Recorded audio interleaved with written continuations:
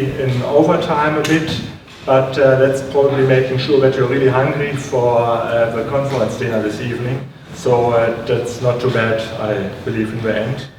And yeah, sorry that it's now getting a bit close on visibility, but actually, for that reason, I put the 11 pages they're going to show on my talk page on the conference program.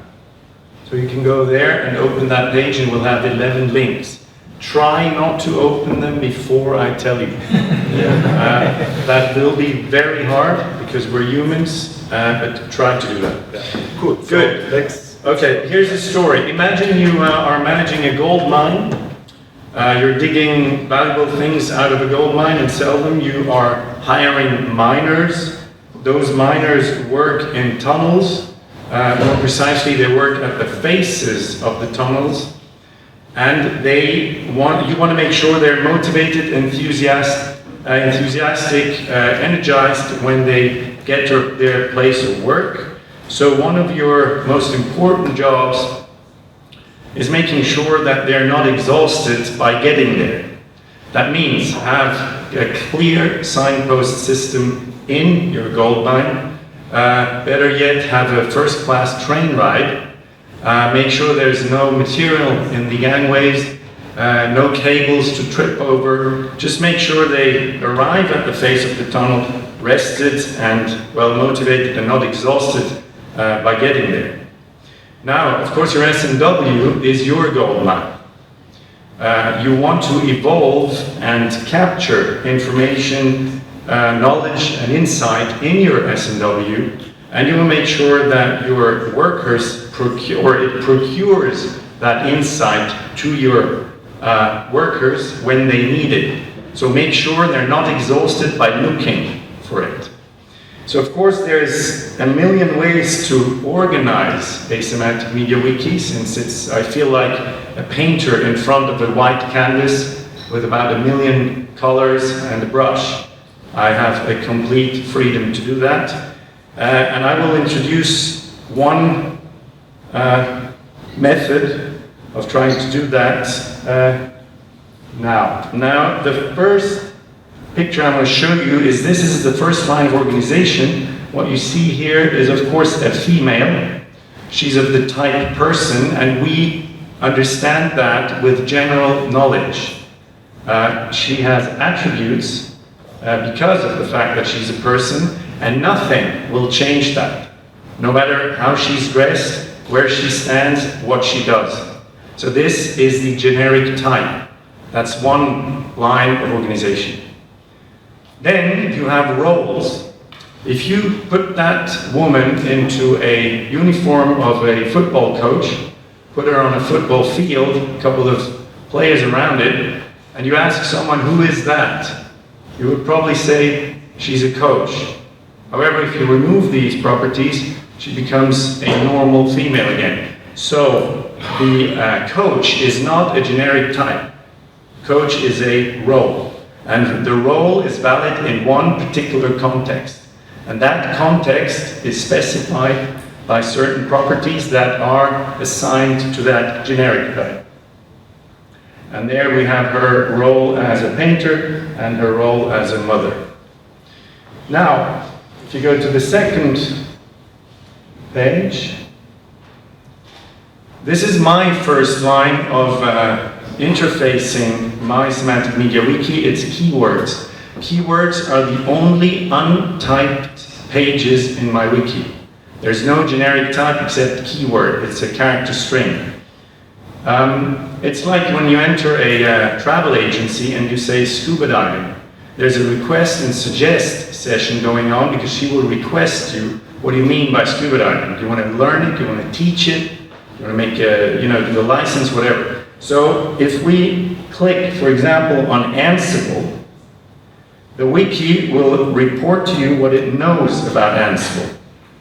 And the first thing that it knows is the build instruction. Then it knows an illustration, it knows a repository, and it knows a restore instruction. So the first thing that the wiki answers by asking it Ansible are the generic types. How is this implemented?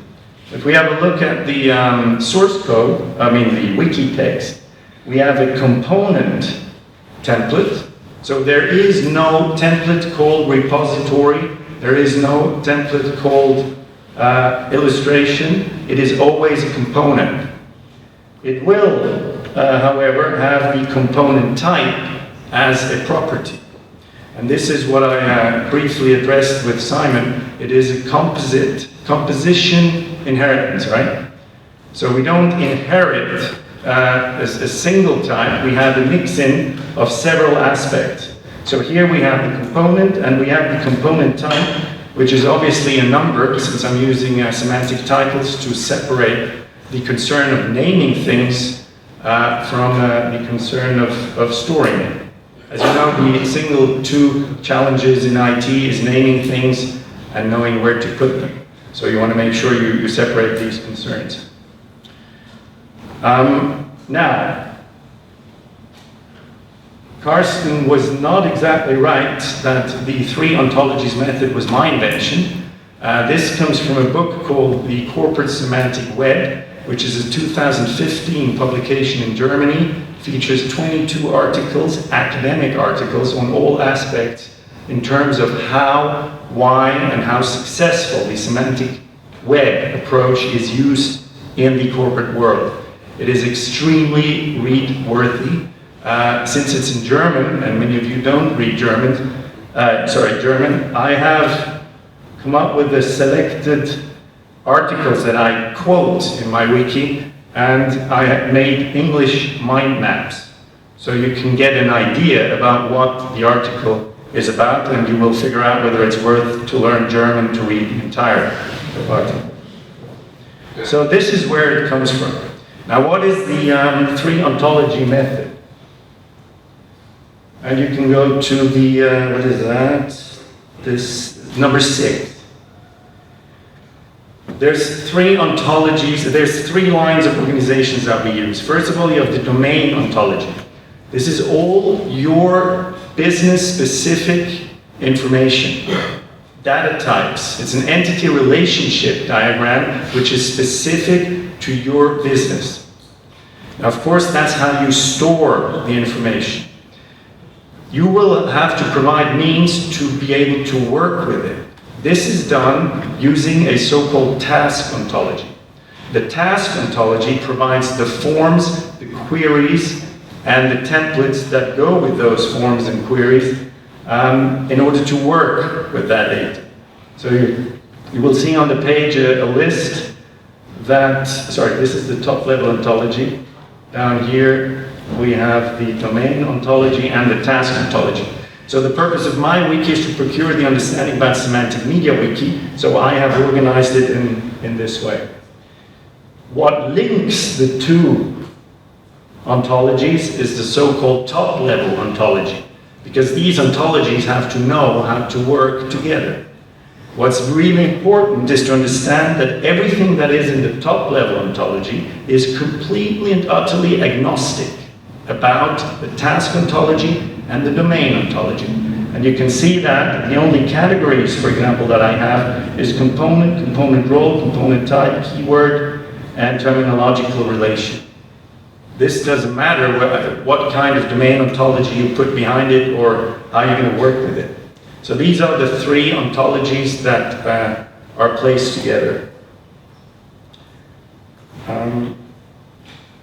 Now, about faceting. A semantic web is a web where you've got entities and connections called the properties. Imagine your domain information as a huge ball. Some workforce of yours will need a certain cut of that ball and a certain view onto your domain knowledge in order to fulfill their task. Another workforce will need another cut surface. That is the weakness of a file system. A file system provides one single view. And then you have funny conversations like, go to drive L data customer today, new 2010. Problem is he didn't mount it on L, he mounted on N. So he's completely confused, takes 2 hours to figure out that he actually not finding one. So that's what I mean. The way I'm producing facets is I'm selecting the properties that I'm interested in. Let's say, and we're going to see that later, if I'm interested in backup, in the facet of backup, the topic of backup in my organization, I take the property backup and I pull. And what happens is you lift the web, that semantic web, and you have a view onto this particular facet of backing up.